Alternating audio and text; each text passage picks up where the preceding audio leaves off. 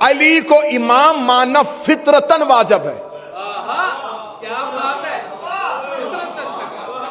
چلے میرا مجمع مجھے بول کے اجازت دے کے جملہ ایک اس کی جواب دے دے، سچ بولنا چاہیے؟ کیوں بولنا چاہیے سچ؟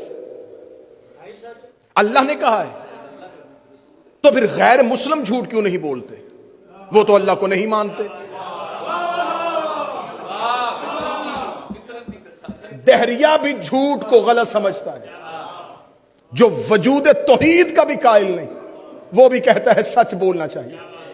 جو اللہ کو نہیں مانتے، جس نے قرآن نہیں پڑھا، جو نبی کی امت میں سے نہیں، وہ بھی کہتا ہے سچ بولنا چاہیے۔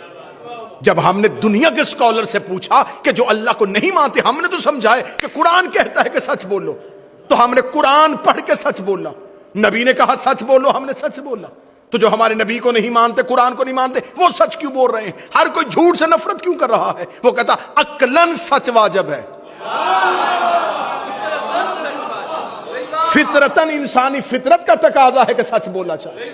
اب جو بندہ یہاں پر پہنچ گیا تو پھر سر نہیں زبان سے تائید کرنا، جیسے فطرت کا تقاضا ہے کہ سچ بولا جائے، ایسے فطرت کا تقاضا ہے کہ علی کو مولا مانا جائے۔ تقاضا فطرت ہے کہ علی کو امام مانا جائے۔ یہ لہٰذا یہ فضیلت نہیں ہے کہ مولا علی کعبہ میں آئے تو یہ علی کی فضیلت ہے، یہ فضائل علی میں سے نہیں ہے، یہ فضائل کعبہ میں سے ہے۔